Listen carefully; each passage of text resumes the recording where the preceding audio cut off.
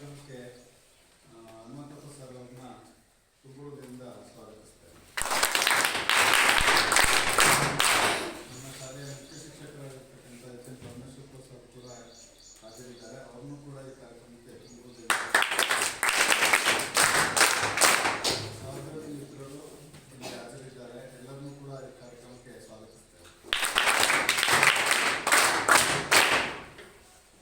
ಪ್ರೀತಿಯ ವಿದ್ಯಾರ್ಥಿಗಳು, ನೀವು ಇಲ್ಲಿ ಹಾಜರಿದ್ದೀರಿ. ಎಲ್ಲರಿಗೂ ಕೂಡ ಈ ಕಾರ್ಯಕ್ರಮಕ್ಕೆ ತುಂಬುವುದರಿಂದ ಸ್ವಾಗತ.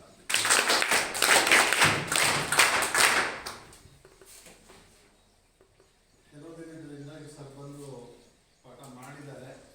ನಿಮಗೆ ಅದರಿಂದ ಬಹಳ ಅನುಕೂಲ ಆಗಿದೆ. ಯಾಕೆಂದರೆ ತುಂಬ ಅನುಭವ ಇರ್ತಕ್ಕಂಥವರು ತಮ್ಮ ಅನುಭವವನ್ನು ಎಷ್ಟು ಸುಲಭವಾಗಿ ಮಕ್ಕಳಿಗೆ ತುಂಬೋದಕ್ಕೆ ಸಾಧ್ಯ ಅಷ್ಟು ಸುಲಭವಾಗಿ ಅವರು ತಮ್ಮ ಜ್ಞಾನವನ್ನು ನಿಮ್ಮ ಜೊತೆಗೆ ಹಂಚ್ಕೊಂಡಿದ್ದಾರೆ. ಅದರಿಂದ ನಿಮಗೆ ಅನುಕೂಲ ಆಗ್ತಾ ಇದೆ ಅಂತ ಭಾವಿಸ್ತಾ ಕಾರ್ಯಕ್ರಮ ಕುರಿತು ಅಲ್ಲಿ ಒಂದು ಶಾಲೆಯ ಕಡೆಯಿಂದ ಚಿಕ್ಕದಾಗಿರ್ತಕ್ಕಂಥ ಸನ್ಮಾನ ಕಾರ್ಯಕ್ರಮವನ್ನು ಹಮ್ಮಿಕೊಂಡಿದ್ದಾರೆ. ಎಲ್ಲರೂ ಭಾಗವಹಿಸಿ ಈ ಸನ್ಮಾನ ಕಾರ್ಯಕ್ರಮವನ್ನು ಯಶಸ್ವಿಗೊಳಿಸಿಕೊಳ್ಳಬೇಕು.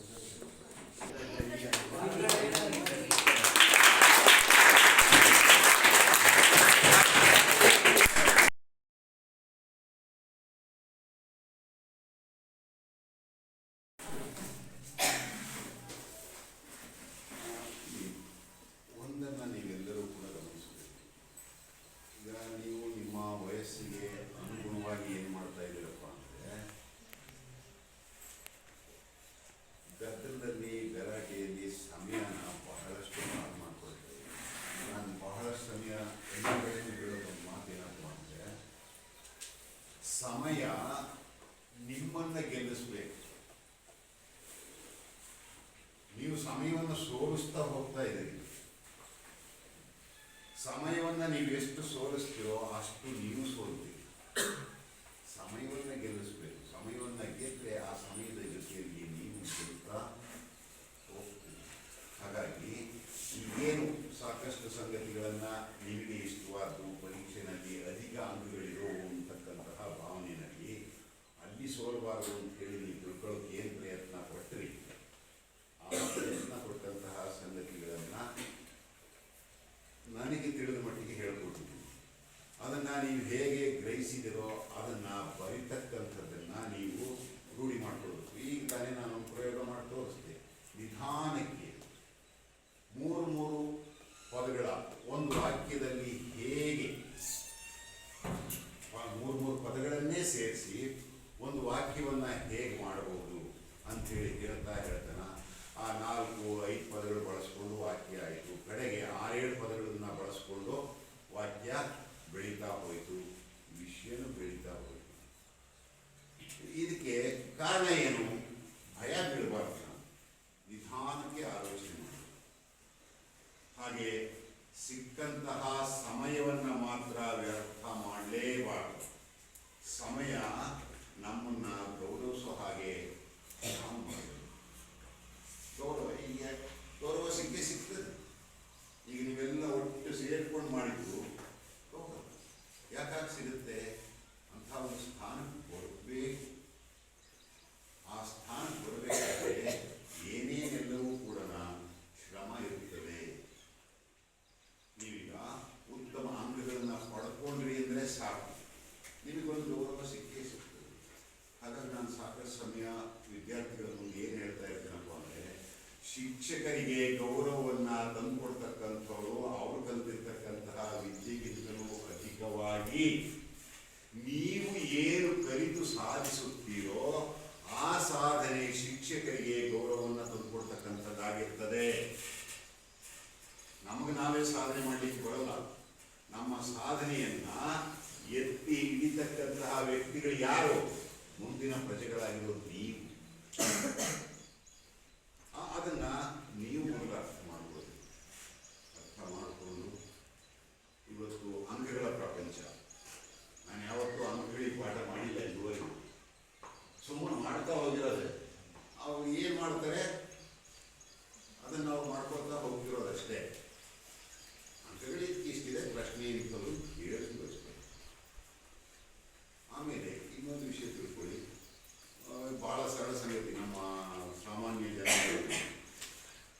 ಮಾಡುವಾಗ ಜಾಸ್ತಿ ಊಟ ಮಾಡಬೇಕು, ಓದುವಾಗ ಜಾಸ್ತಿ ಓದ್ಬೇಕಂತೆ. ಹಾಗೆ ಬರೆಯುವಾಗ ಮತ್ತೇನ್ ಮಾಡ್ಬೇಕು ಗೊತ್ತಾ, ಜಾಸ್ತಿ ಬರೀಬೇಕಂತೆ.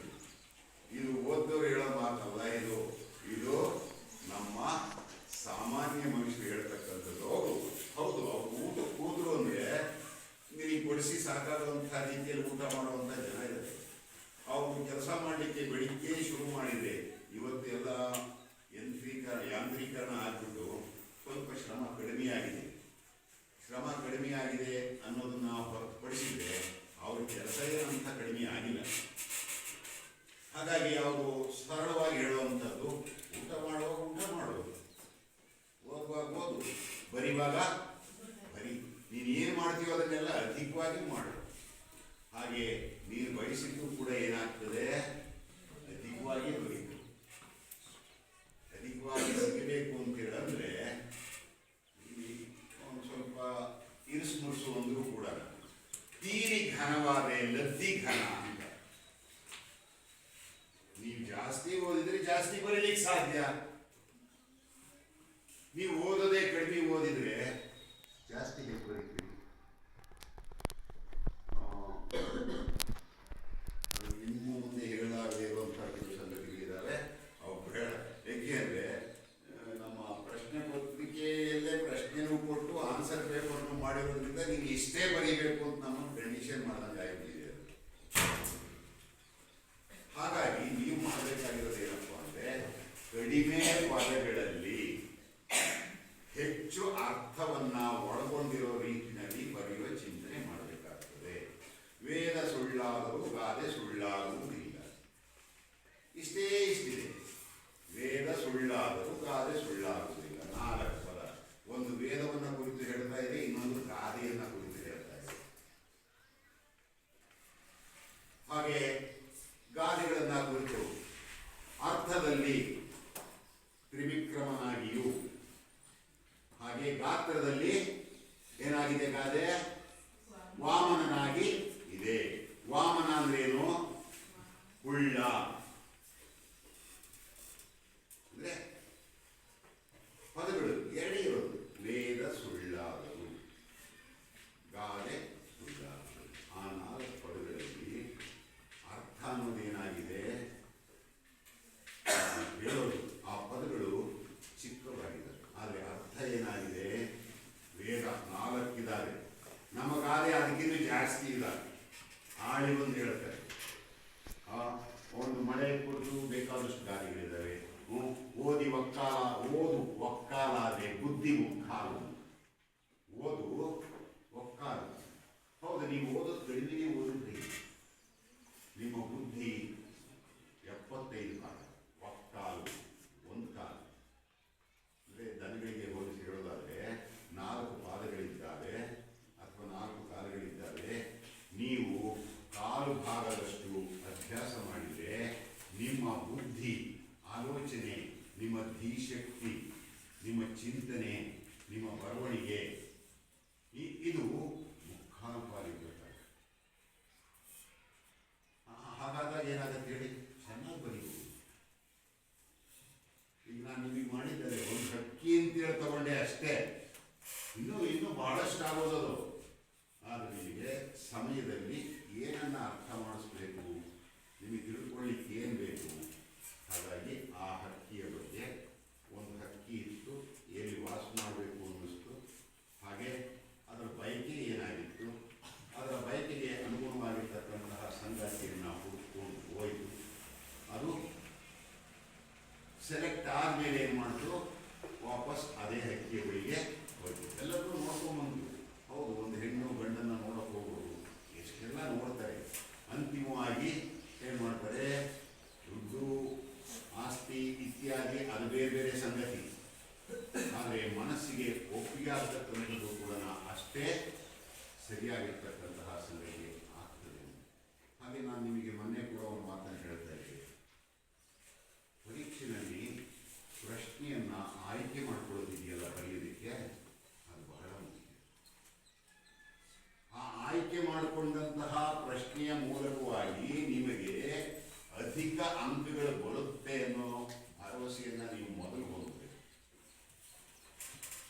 ಎಲ್ಲಕ್ಕೂ ಉತ್ತರ ಗೊತ್ತಿರುತ್ತೆ, ಎಲ್ಲಕ್ಕೂ ಉತ್ತರ ಗೊತ್ತಿದ್ರು ಯಾವ ಪ್ರಶ್ನೆಯನ್ನ ಬರೆದಾಗ ಅಧಿಕ ಅಂಕಗಳು ಬರುತ್ತೆ ಅನ್ನೋದನ್ನ ಓದಿ ನಿರ್ಧಾರ ಮಾಡ್ಕೋಬೇಕು. ಆ ನಿರ್ಧಾರ ಮಾಡಿಕೊಂಡು ಆ ಮೂಲಕವಾಗಿ ಆ ಪ್ರಶ್ನೆಯನ್ನ ಆಯ್ಕೆ ಮಾಡಿಕೊಂಡು ಅದನ್ನು ಬರೀಬೇಕು. ಆಗ ಅಂಕಗಳು ತಾನೇ ಜಾಸ್ತಿ ಆಗುತ್ತೆ. ಅದು ಬಹಳ ಮುಖ್ಯ. ಓದ್ಕೊಳ್ಳಿ, ಒಂದು 5 ನಿಮಿಷ. ಈಗ ಇನ್ನೂ ಸಮಯ ಕೊಡ್ತಾರೆ ಸರ್ ಪ್ರಶ್ನೆ ಪತ್ರಿಕೆ ಓದಲಿಕ್ಕೆ? 10 ನಿಮಿಷ ಸಮಯ ನಿಮಗೆ ಕೊಡಲಾಗುತ್ತೆ ಅಂದರೆ ಆ 10 ನಿಮಿಷದಲ್ಲಿ ನೀವು ಪ್ರಶ್ನೆ ಪತ್ರಿಕೆಯನ್ನ ಸಂಪೂರ್ಣ ಅಭ್ಯಾಸ ಮಾಡಿ, ಅಭ್ಯಾಸ ಮಾಡುವ ಮೂಲಕವಾಗಿ ಯಾವ ಪ್ರಶ್ನೆಯನ್ನ ಆಯ್ಕೆ ಮಾಡಿಕೊಳ್ಬೇಕು ಬರೀಲಿಕ್ಕೆ ಬಹಳ ಮುಖ್ಯ. ಆ ಆಯ್ಕೆ ಮಾಡಿಕೊಂಡಾಗ ಮಾಡಿದ್ರೆ ಅಂಕಗಳು ಯಾವುದು ಜಾಸ್ತಿ ಬರುತ್ತೆ ಎಂದು ನಿರ್ಧಾರ ಮಾಡಿರ್ತೀರಿ. ಅದಕ್ಕೆ ತಕ್ಕನಾಗಿ ಬರೀಬೇಕು.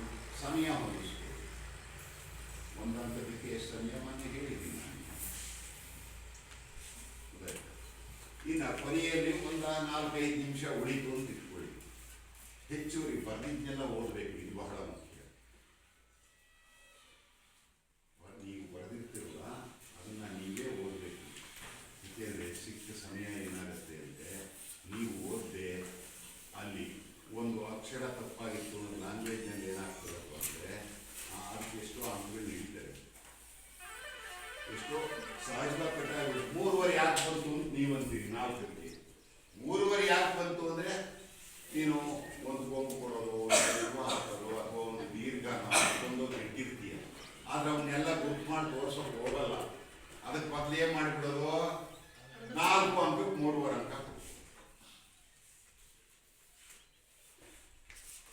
ಯಾಕೆ ಅದನ್ನೆಲ್ಲ ಗುರ್ತು ಮಾಡೋಕ್ಕೆ ಹೋದರೆ ಆಗೋದಿಲ್ಲ, ಸಮಯ ಇರುತ್ತೆ, ಯಾವ್ಯಾವುದೋ ಕಾರಣಗಳಿರ್ತದೆ.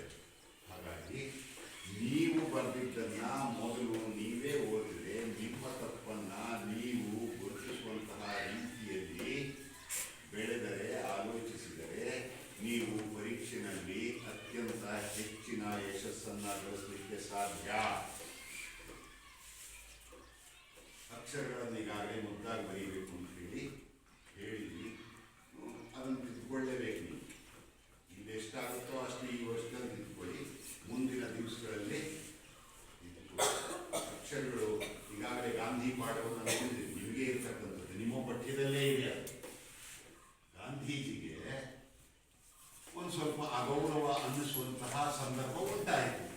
ಹಾಗಾಗಿ ಅವ್ರೇನು ಮಾಡಿದ್ರು, ತಮ್ಮ ಅಕ್ಷರಗಳನ್ನು ಮುದ್ದಾಗಿ ಬರೆಯೋದನ್ನು ಆ ವಯಸ್ಸಿನಲ್ಲಿ ರೂಢಿ ಮಾಡಿಕೊಂಡು ಯಾವಾಗ ತಾವು ಬ್ಯಾರಿಸ್ಟರ್ ಆದ ನಂತರದಲ್ಲಿ.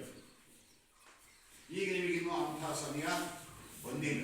ಅದಕ್ಕೆ ಮುಂಚೆನೇ ಅಭ್ಯಾಸ ಮಾಡ್ಬೋದು ಅಂತೇಳಿ ಹೇಳೋದು ಗಾಂಧೀಜಿ ಉದ್ದೇಶವಾಗಿದೆಯೇ ಹೊರತು ನೀವು ಹಂಗೆ ಏನಾರ ಮಾಡಿ ಅಲ್ಲಿವರೆಗೆ ತಡೀರಿ ಅಂತಲ್ಲ ಮಾತನಾಡ್ತಾ, ಅಲ್ಲಿವರೆಗೂ ಕಾಯ್ಬೋದು ಅಂತಲ್ಲ. ಅದು ನಿಮಗೆ ಆ ಪಾಠವನ್ನು ಇಡುವ ಮೂಲಕವಾಗಿ ಗಾಂಧೀಜಿಯ ಎಷ್ಟೋ ಆದರ್ಶಗಳಲ್ಲಿ ಮುದ್ದಾಗಿ ಬರಿತಕ್ಕಂಥದ್ದು ಕೂಡ ಒಂದು ಆದರ್ಶ. ಅಕ್ಷರಗಳನ್ನ ತಪ್ಪಿಲ್ಲದಂತೆ ಮುದ್ದಾಗಿ ಎಲ್ಲರೂ ಓದುವಂತೆ ಬರಿತಕ್ಕಂಥದ್ದು ಕೂಡ ಒಂದು ಆದರ್ಶ ಅನ್ನೋದನ್ನ ನೀವಿಲ್ಲಿ ತಿಳ್ಕೊಳ್ಬೇಕು. ಅದು ಗಾಂಧೀಜಿ ಹೇಳಬೇಕು ಅಂತೇಳಿ ಅಂದ್ಕೊಂಡಂತಹ ಉದ್ದೇಶ. ಹಾಗಾಗಿಯೇ ನಿಮಗೆ ಆ ಪಾಠವನ್ನು ಅಲ್ಲಿ ಸೇರ್ಪಡೆ ಮಾಡಲಾಗಿದೆ. ನಿನಗೆ ಓದಪ್ಪ, ನೀವೇ ಕಷ್ಟಪಡ್ತೀನಿ. ಯಾ ಅಂತ ಬರೆದ್ರಿ, ಮಾ ಅಂತ ಓದ್ತಾ ಇದ್ರಿ. ಯಾಗೂ ಮತ್ತು ಮಾಗೂ ವ್ಯತ್ಯಾಸವೇ ಗೊತ್ತಿಲ್ಲ ಅಂತ ಬರೀತಾ ಇದ್ದೀರಿ. ಮಯ ಅಂತ ಬರೀದ್ರಿ, ಯಮ ಮಾಡಿಟ್ಟಿದ್ರಿ. ಅಲ್ಲಿ ಈ ಯಮ ಅವನ ಗದೆ ತಗೊಂಡು ನಿನಗೆ ಇಡಬೇಕಾಗಿತ್ತು ಅಷ್ಟೇ. ಇಲ್ಲ ಪಾಶ ಹಾಕಿಬಿಟ್ರೆ ದೇವೇ ಗತಿ. ನಿಮಗೆ ಪಾಶ ಬೇಕೋ ಗದೆ ಬೇಕೋ? ಪಾಶ ಹಾಕಿದ್ರೆ ತಿಳ್ಕೊಳ್ಳೋಕೆ ದಾರಿ ಇಲ್ಲ.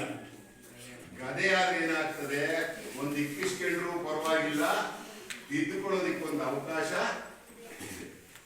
ಹಾಗಾಗಿ ಪಾಶವನ್ನ ಬಿಟ್ಬಿಡಿ. ಯಮ ಪಾಶ ಬೇಡ, ನನಗೆ ಗದೆಯೇ ಸಾಕು. ಬೇಡ, ಆ ಗದೆಯ ಮೂಲಕ